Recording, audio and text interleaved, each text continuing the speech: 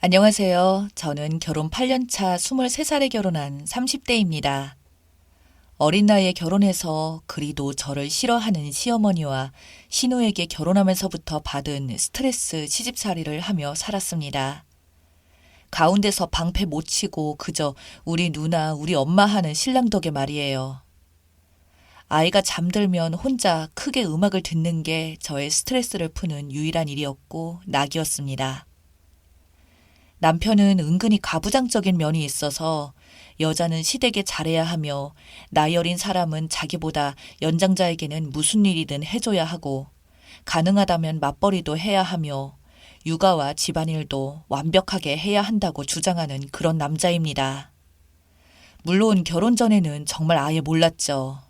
이런 생각을 가지고 살았다는 것을요. 신혼 때는 크게 못 느끼다가 점점 드러나기 시작하더라고요. 시아버지와 시어머니는 이혼을 하셨습니다. 형제 중 둘째였던 시아버지는 큰 집으로 명절을 보내러 가고 거기에 가서 제가 일하는 것을 당연하게 생각하셨죠. 남편도 매년 갔다면서 우기며 가서 일해야 한다더니 웬걸? 결혼 후 명절에 갔더니 야, 이게 얼마 만에 보는 거냐? 너 군대 간 이후로는 처음이지? 당시 남편 나이 28살이었고요. 어처구니가 없고 기가 찼지만 큰집 어르신들이 좋으신 분이어서 넘어갈 수 있었고 그래서 딱히 불만은 없었습니다. 시어머니는 남편과 결혼할 때쯤엔 다른 분과 동거를 하셨고 혼인신고를 하셨는지 아닌지는 잘 모르겠습니다만 너희 시댁은 여기다 라고 생각하시는 분 같았죠. 큰 집에 들렸다가 명절이 오면 시어머니께 들렸고 걸어서 10분 거리 옆 아파트에 친정 부모님이 살지만 출가 외인이 어디 친정에 갈 생각을 하느냐. 친정 식구들과의 발길을 줄이는 거란다 라고 이야기를 하시더라고요. 바보 같은 남편은 구경만 하더라고요. 그래서 명절에 단 한 번도 친정에 가본 적이 없네요. 명절이 끝나고 어차피 가깝기에 저 혼자 아이를 데리고 들렀을 뿐이죠. 남편이 가지 않는 것에 대해 제가 매우 기분 나빠했지만 남편은 돈으로 때울 뿐이었어요. 장모님께 100만 원 드리라고 그냥 그걸로 쇼부를 쳤습니다. 잘나신 대단한 사위도 아니고 내 부모나 만나면 그만이지 하는 생각으로 합리화했죠. 나중에 시어머니가 그 사실을 아시고 팔팔 뛰었지만 남편이 그럼 처가에 간다고 했더니 그건 또 안 된다며 잡고 그 이후로 꾸준히 돈 주는 것은 괜히 버릇든다며 어떻게든 안 된다며 남편을 설득하시더라고요. 하지만 이 부분을 남편도 굳건하게 먼저 챙겨주네요. 처음에는 정말 울기도 많이 울었습니다. 시어머니랑 같이 사는 동거남인 아저씨가 아버지 행세를 하며 며느리 하며 허구한 날 술 마시고 술을 권하기도 하고 자기 기분 나쁘면 훈계하고 덩달아 신랑보다 1살 많은 신우까지 합세해서 그 동거남에게 아빠 하는 거 보면 콩가루도 이런 콩가루 집안이 없는 듯해요. 시아버지가 버젓이 살아계시는데도 말이죠. 본인은 손이신우인 형님 하면 깍듯이 모시라고 하질 않나. 어른들 대하는 마음으로 대하고 대접받고 싶어 하는데 하는 행실을 보면 기가 찹니다. 툭하면 자기 기분대로 남편에게 뭐라 하고 정신병, 미친, 또라이 이런 말들을 서슴없이 하고 시어머니도 마찬가지죠. 딱 전형적인 옛날 시골 할머니 같은 스타일이랄까요? 아기 낳을 때 남들보다 커서 4.2kg로 태어난 아들을 자연분만 해라. 애 낳고 거의 앉지도 못하는데 시어머니랑 신우가 병문안 와서는 바닥에 앉으라고 하는 거예요. 어른인 우리가 침대에 앉고 너는 바닥에 앉으라고. 당시에 정말 아예 앉지도 못했거든요. 옆으로 누워서 남편이 바꿔주면 먹고 있는 상태였으니 말이에요. 당연히 임산부 방석도 없었고 마침 남편은 잠시 나간 상태였고 너무 아파서 인상을 찌푸리니 표정이 왜 그러냐고 돌아가면서 한마디씩 하고 가버리더라고요. 어찌나 울었던지 결국 덧나서 한참을 고생했죠. 그러고는 정말 시댁에 정이 다 떨어졌습니다. 아기가 100일 지난 뒤로는 일주일 중 시댁에 가 있는 일이 다반사예요. 5살 된 올해 초까지도요. 남편은 내 앞에서는 제 편, 시어머니 앞에서는 시어머니 편을 들어서 저랑도 싸우고 시어머니랑도 싸우고 파국을 만들어버렸죠. 그걸 또 저한테 와서 시어머니랑 싸웠다, 너 때문이다 라는 뉘앙스로 이야기합니다. 조금만 중간에서 잘 해줘도 좋을 텐데 이럴 때 보면 정말 멍청하고 미련한 것 같습니다. 여하튼 이런 비슷한 시댁 갑질의 이야기들은 여기저기 많은 것 같습니다. 저도 크게 다툼 없었고 친정엄마 속상할까봐 말도 못 꺼내고 혼자 가슴앓이를 하다 꼴통 신우가 작년 초에 결혼했어요. 술 먹으면 개가 되고 쌍욕은 기본이고 자기가 실패하면 아차 하면서 숨어버리는 그런 여자입니다. 사과도 없이 어물쩍 넘어가 버리죠. 그저 나이에 비해 여기저기 고장나서 상태가 나쁘지는 않아서인지 나이 좀 있는 남자가 덥석 데려가더라고요. 시어머니는 신이 났었죠. 작년 추석에 큰집 갔다가 아침에 제사 드리고 바로 시어머니는 얘는 언제 오느냐며 전화를 자꾸만 걸었어요. 저녁이 돼도 연락이 없던 신우가 전화가 왔습니다. 아주버님이 집안에 제사가 많고 족보가 있는 뭐 그런 집안이라고 일도 많은 데다가 며느리라고는 딱 하나 신우뿐이라 명절 당일이 지나가도 친척 어른들이 많이 오시고 계속 발걸음이 끊이지 않아 갈 수가 없다는 것이었죠. 시어머니가 난리가 나셨더라고요. 어디 그래도 친정을 안 보내냐. 너는 귀한 집 자식 아니라니. 어쩌고 저쩌고 하는데 제가 옆에 있는데 말도 잘 하시더라고요. 그냥 빤히 바라봤죠.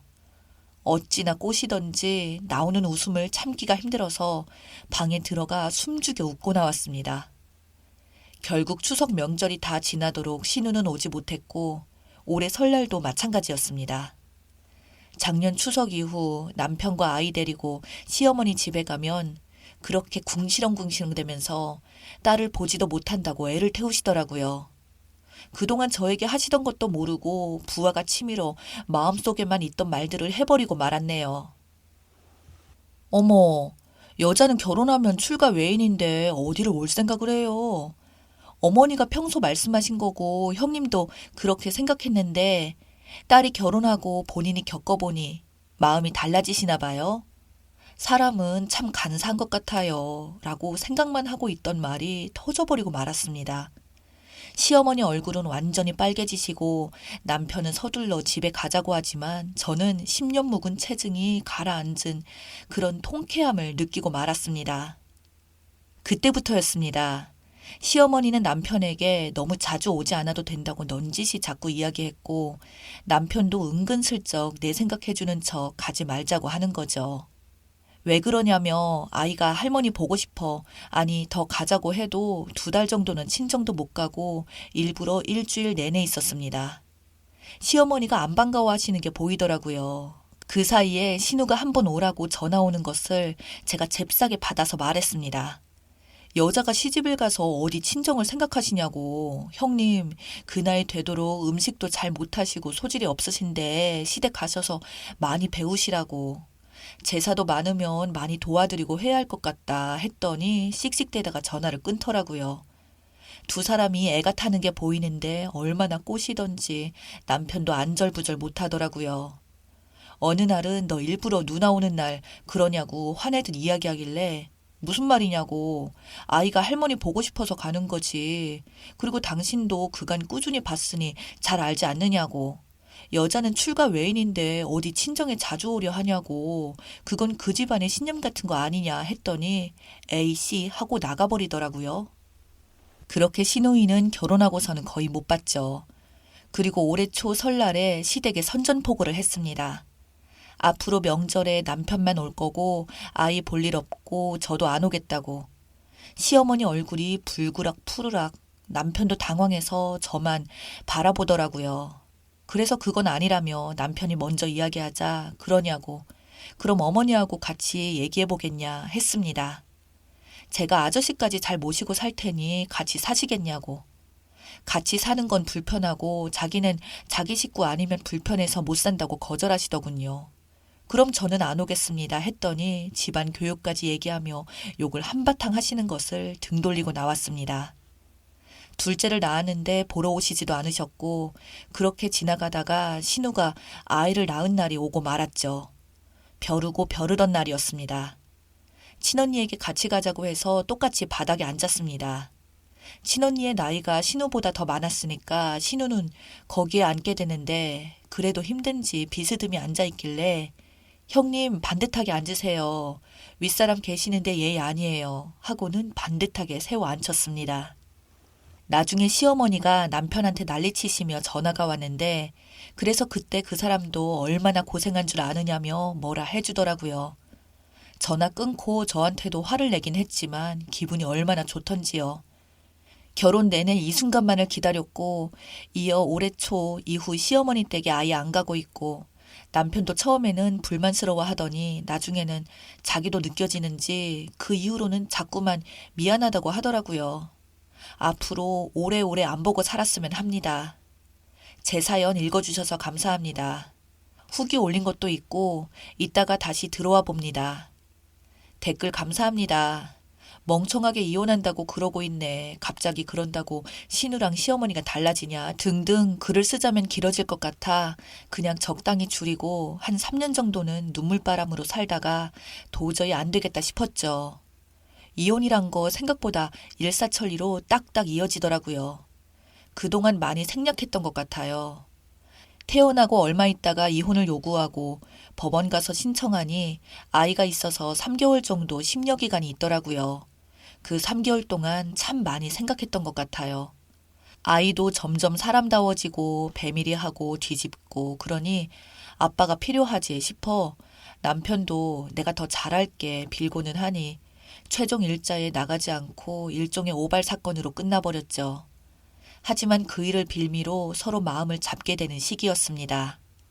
그 뒤로 슬슬 시댁에 말대답하기 시작했고 아예 신우가 없을 때 형님하고 소리도 질러봤습니다. 처음에는 저의 이런 변화된 모습에 남편이 저에게 미쳤냐며 나에게 무슨 말 좀 해보라고 이게 무슨 경우냐며 닥달을 하기도 했습니다. 남편은 그냥 아무 말 없이 대응하고 저는 미친 척하고 집도 나가고 그랬습니다. 그렇게 하고 나면 사과를 해라 말아라 하며 저를 못 잡아먹어서 안달이었지만 제가 요즘 기분이 왔다 갔다 해요. 나중에 시어머니 진짜 스트레스 많아 하며 한숨만 쉬었죠. 전 여기에서 여자 마스코트가 되었습니다. 그러다가 정상적으로 지내다가 신우 결혼하고 나서 터트린 거죠. 신우 앉으라 시켰을 때도 처음에는 멀뚱히 바라보고 몇 번 얘기하니 일어서기까지 했는데 진짜 죽일 듯이 저를 바라보고 서 있더라고요.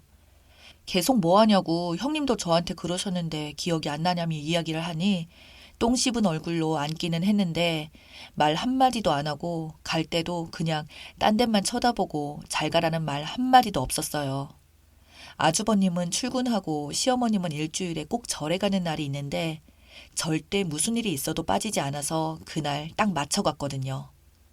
제가 무슨 일이 있어도 내 머리를 짓눌러 살아도 복수한다고 생각하고 있었기에 가능한 일이었던 것 같습니다.